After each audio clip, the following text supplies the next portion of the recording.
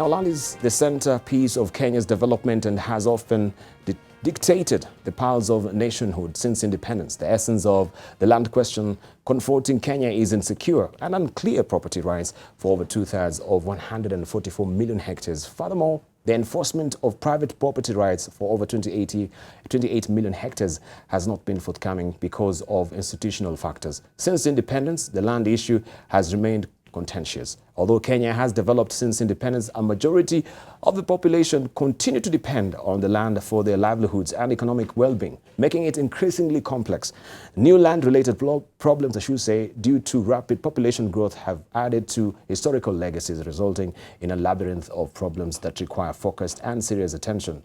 However, failure by the government to adequately address the problem continues to threaten the social, political, and economic well-being of a nation. So what is your reaction on this? Do you think the flare-ups in Laikipia is indicative of unresolved land issues in Kenya? Do you think the flare-up or the flare-ups in Laikipia is indicative of unresolved land issues in Kenya? Hit us on Twitter. AMLiveNTV is a Twitter handle. AMLiveNTV, your profile name on Facebook, and 20505, our SMS portal. We're holding court this morning with Professor Midamba, who is the Vice Chancellor of KCA University. Also, we have with us Dr. Apollos Machira, a criminologist from Egerton University. Also, we have Captain Collins Wanderi, who is an advocate and security analyst. Also, we have with us Abdulkadir Aden Khalif, who is the Commissioner from National Lands Commission, and also Dr. Mustafa Ali, conflict resolution and national security expert. Before we took a short break, we were to hear from the National Lands Commission.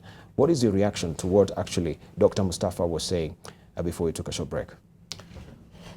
Thank you, Debarl.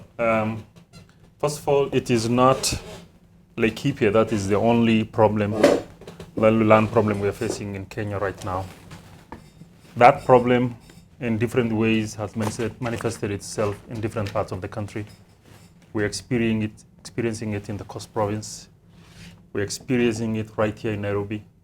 We're experiencing it in other areas with large ranches and the national parks.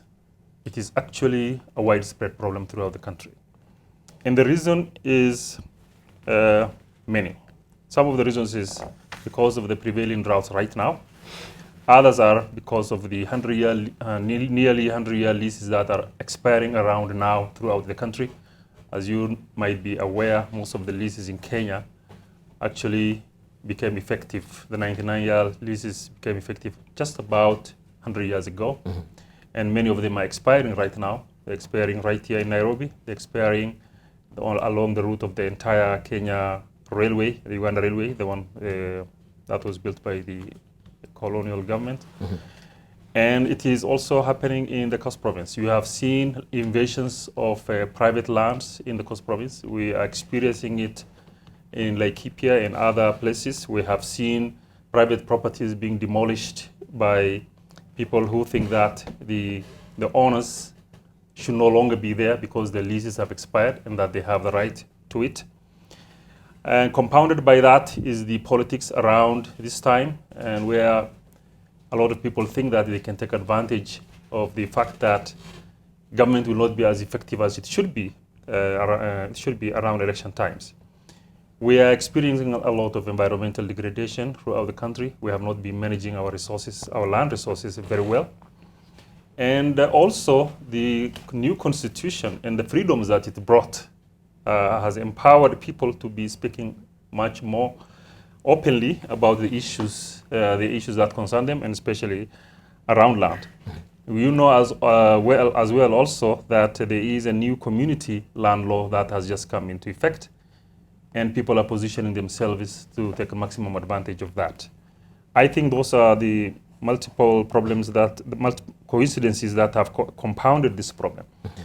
The problem, particularly in Laikipia, just like in any other place, is not a dispute between one person or the other, or between one community and the other. Mm-hmm. It is just a question of lawlessness that has become prevalent in many parts of the country, and it has nothing to do with the National Land Commission as an institution, because the National Land Commission is the manager and administrator of public land, and a lot of those properties that have these problems are actually not public land and they are private land, and they are not in our mandate. Mm-hmm. All right, so let's drill deeper and we look here, because I think Professor Midamba, you've been talking a good game about the natural resources as the next maybe frontier to conflict in this country. And this is just maybe epitomizing what we're going to be experiencing ahead. But at this particular time, do you think it is quite maybe ill-timed, or is it because someone is really taking advantage of the electioneering period to actually use land as a campaigning tool? Debarl, first, our hearts and minds go to people who have lost their life, and many others since independence because of issues related to land and water. I agree with my friends and my colleagues who are talking and the issues they have brought, but the issue is deeper than that. And the peaceful coexistence of Kenya is going to depend on two things. First of all, comprehensively address and conclusively addressing the land and water issue. And secondly, the level of education. Let me just give you some data to just demonstrate how serious this issue is as a national issue. 50% arable land in Kenya is owned by 20% of the people. 13% of Kenya land are owned by 33% of Kenya, and 70% of public land in Lamu is now being gobbled up by individuals who are interested in Lapset project and oil project. Mm-hmm. We have seen Sabot land defense force we have dealt with. We have dealt with Mungiki. We have dealt with Mombasa Republican.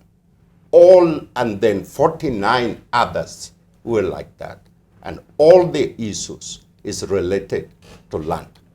And unless we go to the core issue of addressing land conclusively, and unless we bring land like Trinidad and Tobago, where 52% of the land is owned by the state, and that you can lease land for the purpose of improvement, not lease land for the purpose of selling to other people and all that. We have 13% of the people who are landless already in Kenya. We are over 40 million people in Kenya. The number is increasing, the land is not increasing. We have situations where foreigners, like the Middle Eastern, are given free land in Kenya. How in the world is this happening in today's age? Which Middle Eastern are we talking about? Is it the Qatar, Saudi Arabia? Qatar. But I think the Qatar was rolled back. I think that particular contract didn't really materialize, did it? Well, we're talking about the gesture. The gesture right. is what I'm talking about. Okay, thank you. So all these questions bring a lot of issues, and with thousands and thousands of young people who are jobless and have little opportunity in the world, this is a time bomb. It's a time bomb. All right, Dr. Apollos Machira. My problem in Laikipia is not the Laikipia people. The problems where we have these conflicts, the people who bring war in that county are from Baringo and from Samburu. These pastoralists usually have more cattle than they can take care of. So when there is drought in Samburu and Baringo County, you find them invading Laikipia. I have no problem with the white ranchers, the 22 ranchers we have owning a lot of land in Laikipia, because Laikipia normally should be a tourist attraction. We have the own rhinos, indigenous rhinos in that county. We have a lot of wild, remember we have Pajeta, we have Rojogi, Mugie, Elewa Downs, Laikipia Nature Conservancy, Sosia and Ranch, where people like the Queen of England comes, Bill Gates comes, or Jimmy Carter comes. So it is a good tourist destination. And the reason why I'm seeing that there is something political about it, normally when they invade, they don't burn hotels. Now they are coming to kill people, burning hotels. So you can see there is something more sinister than what we see ordinarily. Yes.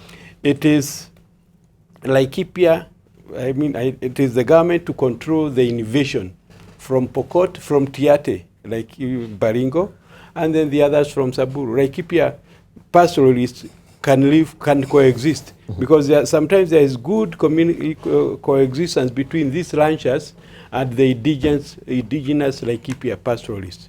Sometimes they allow them to bring their cows in when there is drought, but when the cows are too many like they are now, that's where we have problems, and that is our problem. Yep. Then the government is also working very slowly. The other day they said that they have arrested 387 herders.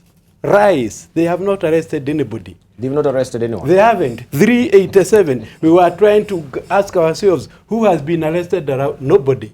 Who arrested them? Where were they taken? Your Nyumba Kumi initiative yes, is very where effective. were they taken? Were they taken to Romruti Police, Nanyuki, Nyahu? Where? So I think some of these people, big people in government, should not play public relations exercise with the people's minds. Yesterday, Deputy President Ruto was very worried because 2 kids and the mother were shot, and they are somewhere here now. Then he was sent the snapshots of the injured children and the pregnant mother. He was sent by someone I know, and he received. When he was in Romruti, he was not told by security men. They were hiding that detail from him. The other day on Monday, some 9 people were killed, 50 cows were killed. They didn't want to mention. So when you hide the facts, you work on miscommunication, you know, data misplacement, and that becomes very bad. Okay, let's get to actually peeling back the layers of this, because I don't want just to hover around the situation itself, and we don't want to get down to the root of a problem. As you, is there a problem? Because you've mentioned, Collins, that yes, there are historical injustices that we need to also visit from the TGRC report, and we don't know up to now why that particular report has not been implemented. Is it just stashed away? Like, there's so many reports that we have in this country, the Dungu report on land as well. Nothing from it has come forth to make sure that we're mainstreaming land reforms in this country. So what is the underlying issue? We have the underlying issue with the leases, that first of all, people are claiming that there's a lack of a clear program on land adjudicating, and also on the leases itself. We've not been very clear, and the registration of lands as well. There is also the sanctity of the title deed itself. It's a huge problem. Yeah, Debarl, this is, as I said, the government is giving the wrong prescription to the problem. In Laikipia, we've got to begin from the history of the occupation of Laikipia by the British government. And we talk about how Laikipia Plateau and the surrounding areas were taken over. First, by the 1904 Maasai-British agreement, where the Maasais agreed to move their herds from the Laikipia Plateau into the lowlands, into the lower lands of Laikipia, that's towards Mukogondo. Well, did they agree, or were they duped? I mean, whether they were duped or not, that is the text which we read in history.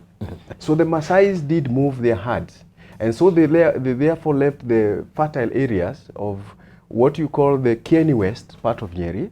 They left the northwestern part of Meru, which is Timao. They left part of Laikipia Central around Sirma, the beautiful areas. Those are where the ranches are in 1904. Then pursuant to that, there was another agreement in 1911, again where the Maasais were moved from another northern reserve towards the southern reserve, and others into Narok. Now, this is a question we must ask ourselves. In 2004, the problem in Laikipia began mainly in 2004, before the National Land Commission was established. And at that point, there was an attempt to again invade land and ranches in Laikipia. And not only in Laikipia, in both Kieni West and Kieni East and parts of Timao, and also parts of Samburu. And the government that time reacted in the same way it is reacting now, 13 years later, heavy-handed, without looking at the problem. So what is the problem? The problem is these ranchers who occupy, and we can mention them because they have been mentioned in the reports. Yeah, let's mention them. Yes, we can mention them. We have got Chololo Ranch, 25,000 acres. Chololo. Chololo. Ole Masho Ole Maisho. Ole Maiso. 30,000 acres. Do you want us to mention the names? Just a few of them. So Yan Ranch, 43,000. How many are they? They're about 12 or 13. Basically, the large ones about 12, 13, Okay. but there are other minor. But we want to see the acreage. Just continue. Yes, so there is Mogwoni, 45,000. Mogwoni, that's the third one. Okay, so Yan Ranch, 43,000. Lewa Conservancy, 45,000. Ole Malo, 50,000 acres. Mugi Ranch, 147,000. Segera Ranch, 50,000 acres. Loisaba Conservancy, 61,000 acres. Oljogi Ranch, 67,000. Olpajeta, 92,000 acres. Arinyiro, which is also known as Laikipia Ranch, 100,000. And as I said, some of these straddle 3 counties. Sosian, where we lost the late Vurspai, 24,000. And you can see the total acreage is 674,000. 674,000. And that excludes, because there are also locals who own parcels of 1,000 to 2,000 to 5,000. We are excluding those. Now, what do you find in those areas? In the areas where the pastoral communities, the indigenous pastoral communities have moved, number one, there is total absence of government, because those are areas I have been. What do you find? The semblance of people giving services to the locals, to the pastoralists, is the Christian Children's Fund, the Action Aid, and the Save the Children. So you do not even have government services. And you have moved these people from the high yield areas into that area. That is a serious historical injustice. Let us go to session of paper number 5 of 1965. Yes. We said we're going, that paper, again, the government of Kenya decided to develop the high potential areas. High potential areas, that is agricultural. That means our policy as a government became agrarian driven. So it was no longer driven by the or did not consider livestock herders. All right, just hold on to that. So when we hear from, when you hear about this particular acreage, and of course the wide expanse that they are occupied by the ranchers right now, in light of what is going on, lack of land in this country, and mostly we can find even maybe they call them conservancies, but you can find maybe there's 1 or 2 lions in a ranch of maybe 100 acreage. What will be your reaction? It's not sustainable. This kind of arrangement is unsustainable. It's not going to, Kenya is not going to last long if this issue of land is not resolved. And what Professor Midamba mentioned this just when he was speaking, the 2 issues, education and resolution of these challenges. Of course, we should not kick out those people who are owning these ranches, but there must be some kind of redistributive mechanism in the form of taxation, in the form of development of where the pastoralists are living, so that they do not need to go and find water and pasture during the dry season. You know, Debarl, including the time when I was in primary school, we used to learn in history books, who is the first man to discover Mount Kilimanjaro, and then is Barton's Peak, Livingstone, you know, these names. Who is the first man to discover Lake Victoria or Lake Sango, is Barton, Livingstone. You know, and when you look at it, it was a Maasai who was carrying that Barton's Peak and Livingstone to go and see Mount Kilimanjaro. You know, that tells you also the mindset and the brainwashing that happened at that time, that the Maasais were not considered as human beings. They were part of the vegetation and the wildlife in those areas. And so even these 1910, agreements, I don't think these are fair agreements. And of course, we know also from history what happened to Lenana, the way they were duped. Yes, that's right. We can come now to the Lands Commission. These particular agreements that we're talking about, because the flare-up is emanating, first of all, and predicated on the fact that 99 years lease have expired. And there's some politicians that are taking advantage of this to actually flare up, and stock animosity or stock the kind of tension that we have in Laikipia. Right? But let me finish so that it doesn't look like I'm inciting Kenyans. I think the status quo needs to be maintained as it is at the moment, and then a very serious redistribution mechanism is agreed to, and then we address these issues. All right. So, Commissioner, lack of clear program, lack of clarity where leases is concerned. This also has been a bone of contention between you and the ministry, especially on the leases. right? Don't you think also you are contributing to what is happening in Laikipia because of a lack of, clarity where you should be educating the public? What are the leases and who are this particular, what is happening to the 99 leasing? First of all, Debarl, historical land injustices do not happen only in isolated parts of this country. You remember the White Highlands. All the best lands in this country, throughout this country, was taken by very few people, and you have heard the percentages that have just been read. Yes. And on independence, the government took deliberate steps to try to correct those anomalies, those injustices, by buying land back from the settlers, by offering them other incentives to surrender some land for redistribution. And we have had a lot of those lands redistributed in settlement schemes that you are very well aware of. Few of them were left out, and mostly in areas that now have turned into the time bombs that we are looking at right now, especially in Laikipia and other arid lands where pastoralism is the mainstay of the people there.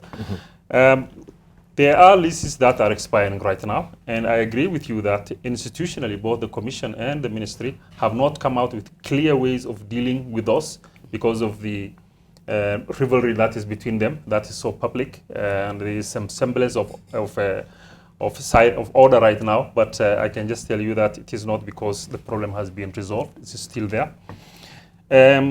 First of all, let's be very careful when we say we have to redistribute all the land that is there amongst all the 40-something million people in Kenya. Not everybody should have land. A lot of people in Nairobi don't have land. A lot of people in urban areas have education and they are doctors and lawyers and engineers and everything. Yeah, they don't have to own land. I mean, and again, before you cut me short, a lot of pastoralists, and especially in the group ranches, even in Laikipia and in other parts of the Rift Valley, people sell land so that they may have enough money to buy more livestock. So when you buy a lot of livestock for which you don't have any land, I think you're compounding the problem. Let's get down to this issue we're talking about the leases, because I want us to make some clarity on this. What is happening with the leasing, first of all? What's happening with the leases? Yes. Well, they're expiring and they had to be either renewed or repossessed by government. If government requires that land for any purpose, whether it be for settlement schemes or it be for some other public institutions, it will take it. It is not going to give it back to the people. So but if it is going to be given to somebody else anyway and the government doesn't need it at all, we'll just look at the person and say, is he using the land properly? Is he meeting all the conditions of the lease that is there? Should we take it from him and give it to somebody else? Maybe we shouldn't do that. And if it is going to be useful for the people around and for the country and for the environment and everything, we'll renew it for the same person because they have preemptive rights. How useful have these ranches been to the community? Is there any corporate social responsibility that we've received from this particular community? What especially are the objects of these leases that we're talking about? That is very subjective, and we are not sure how much of that has happened, and maybe that's what we need to interrogate really seriously. Are they useful? What are they doing with the land, for example? So, if, as you say, there is 100,000 acre ranch with only one lion in it, then they are not using it properly. But it beats me to understand that you have renewed these particular leases without really, or devoid of understanding what actually they're doing with the land. No, we are not doing that. We have to, first of all, interrogate it and see how they have used it. If their conditions of the leases have been met, then we can see what else that land could have been used for. Let's hear from Machira. My problem with the National Rat Commission is the lease is coming to an end for most of these people. So we were very excited. But some of these people are not foreigners. They are Kenyans. Mm-hmm. So it's very easy when the 99-year lease comes and he has rayons in Ropajeta, they will most likely renew the lease.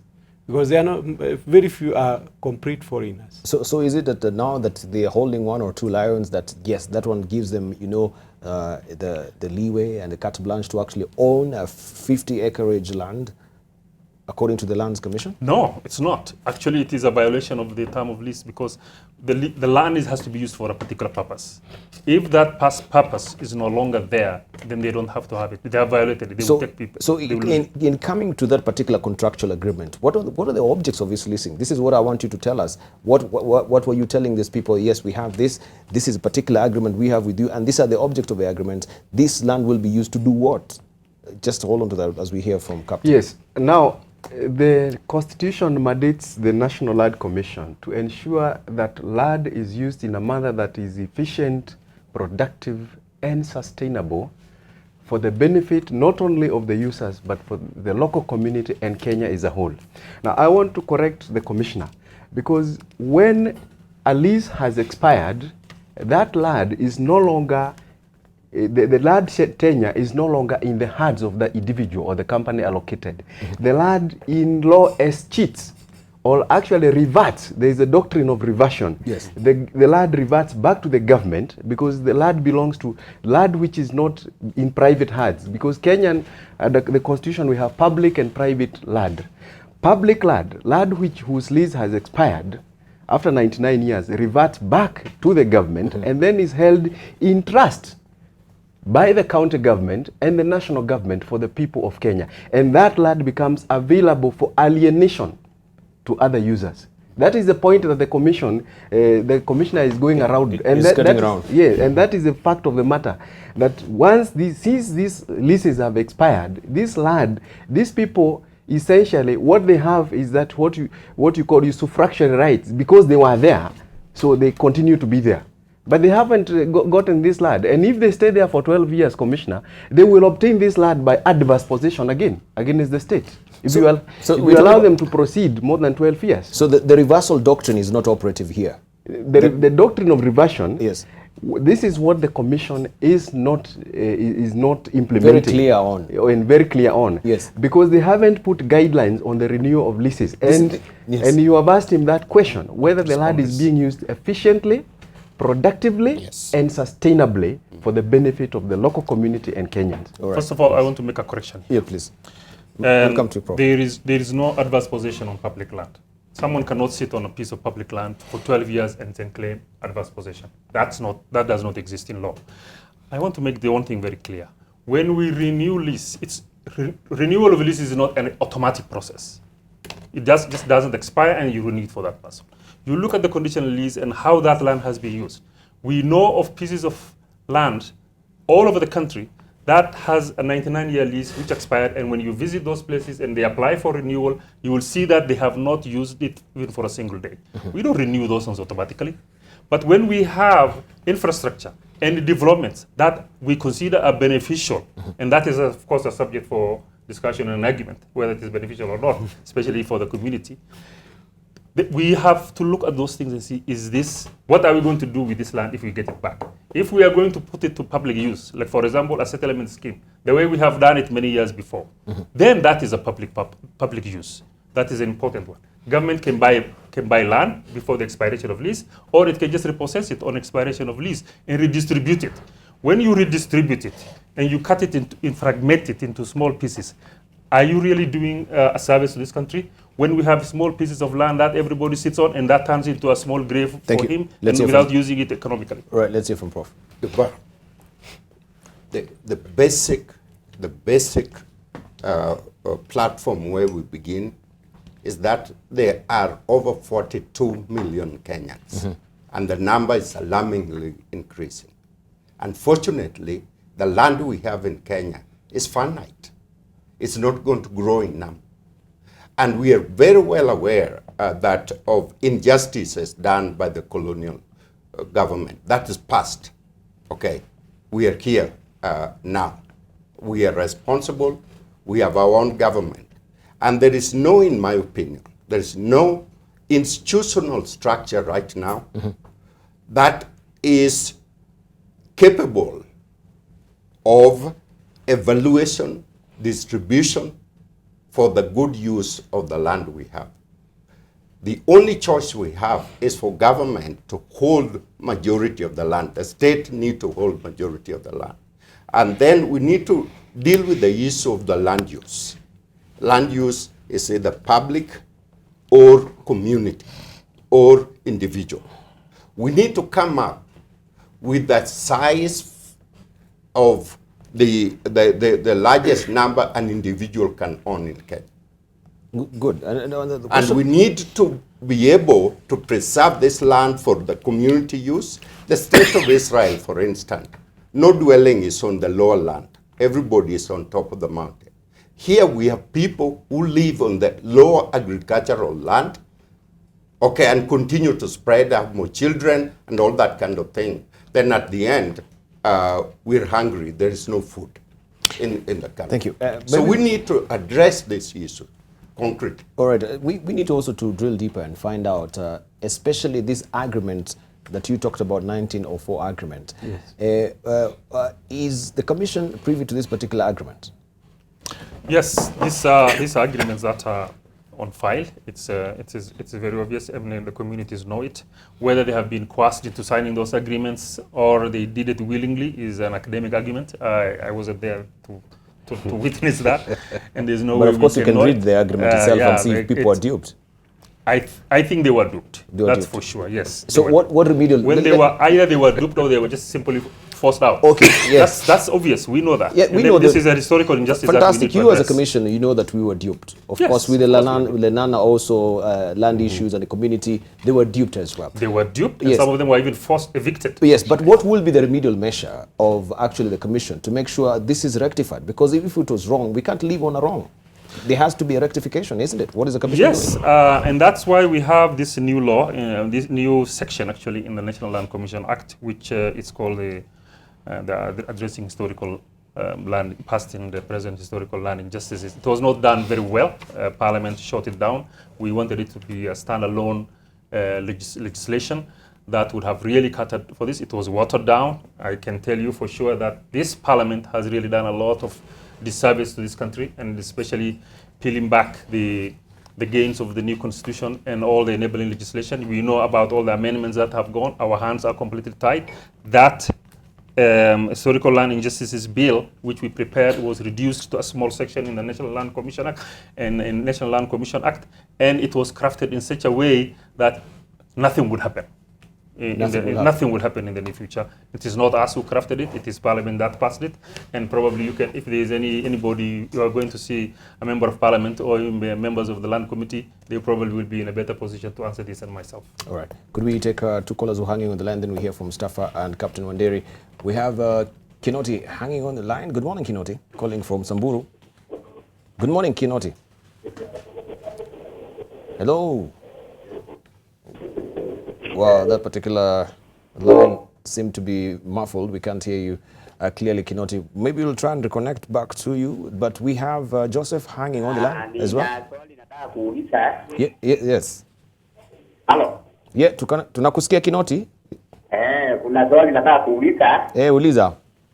Ya kwamba Laikipia nafikiri ni county itself. Aha.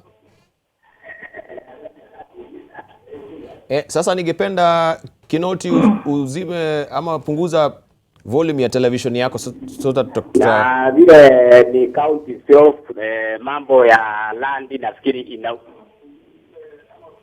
Nilikuwa nasema hivi Kinoti, kwa sababu hatuwezi kusikia vizuri, punguza volume ya television yake, usisikize television yako ama runinga yako. Sawa. Haya, alafu ongea sasa tukusikie.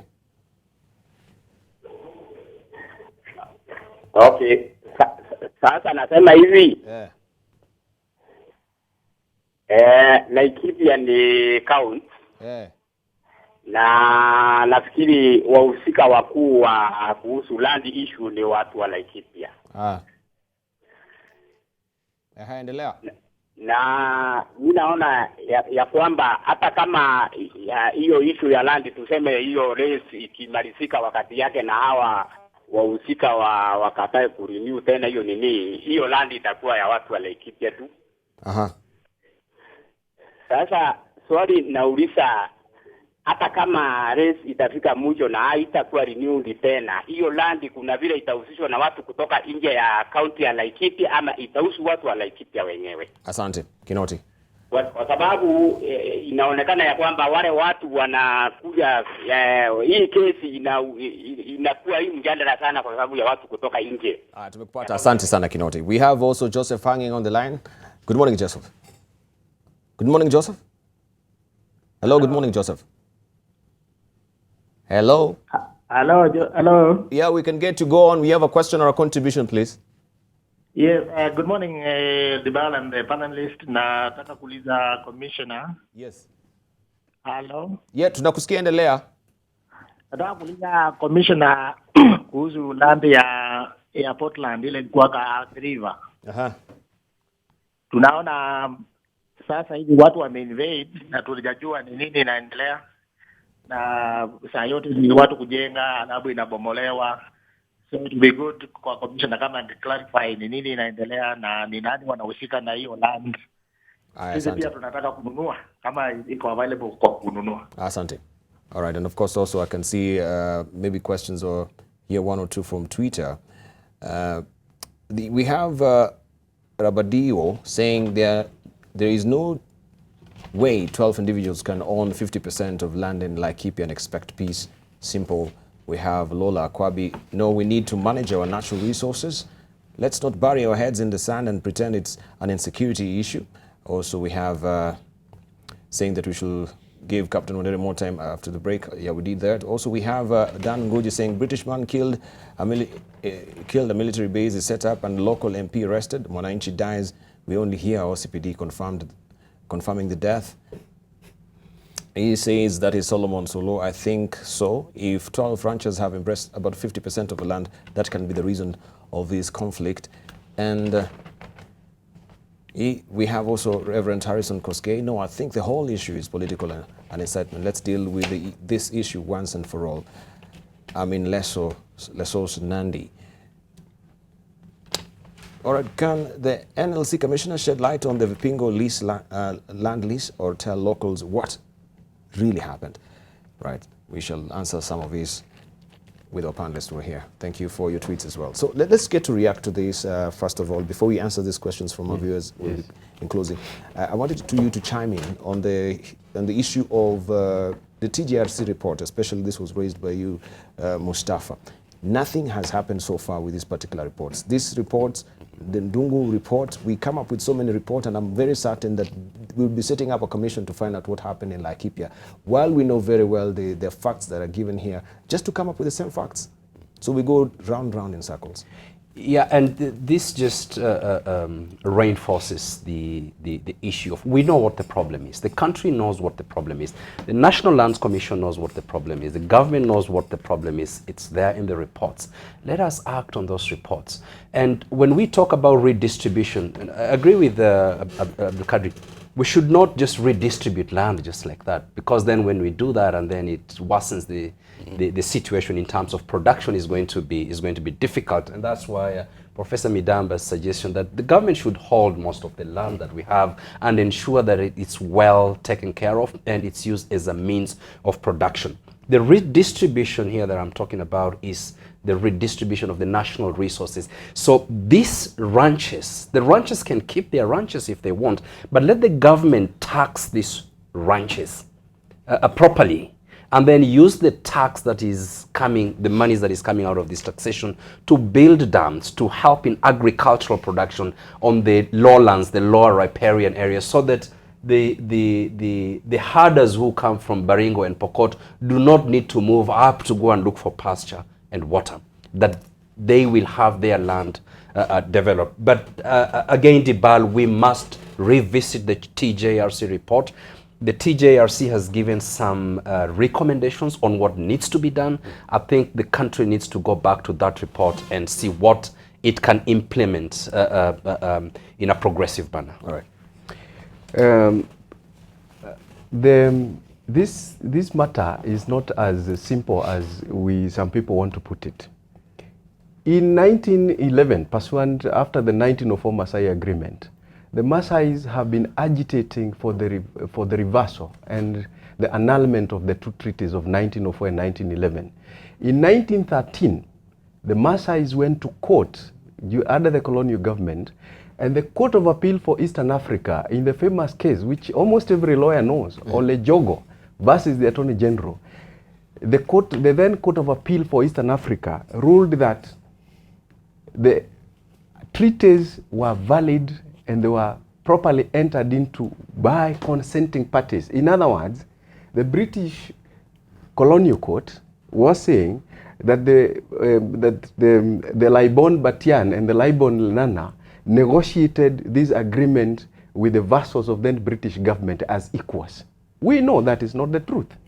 So it is not a matter that we want to bury, that we have been talking over and over again and using the wrong tactics to resolve the issue. And as long as the people who are pastoral communities and whose livelihood depends on their animals are going to remain in the marginal rangelands in the lowlands of Laikipia and parts of Narok, Nakuru also, because let's go to Nakuru.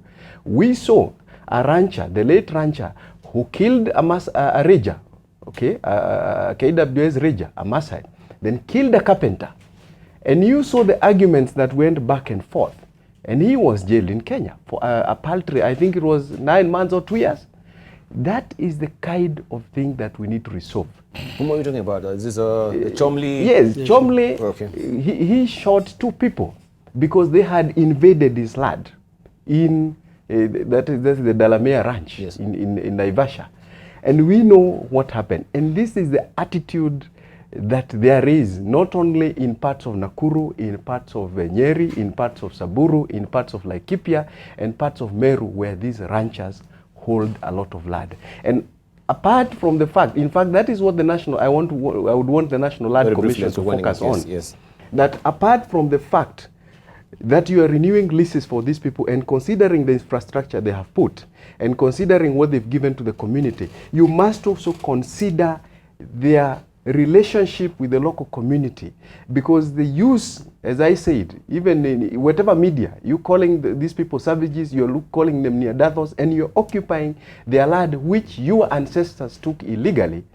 We cannot then have you getting an automatic renewal of lease, because even if you have put infrastructure, we know in Solio Ranch, which straddles Laikipia and Nyeri counties, they close the road sometimes and they make it impossible for the locals to use that road. Sometimes you can travel to the midway and you find the road is closed. Thank you. Let's get our closing remarks, Prof. Debarl, we have to be very careful in the use of soft power and hard power. Hard power is a bandage effect.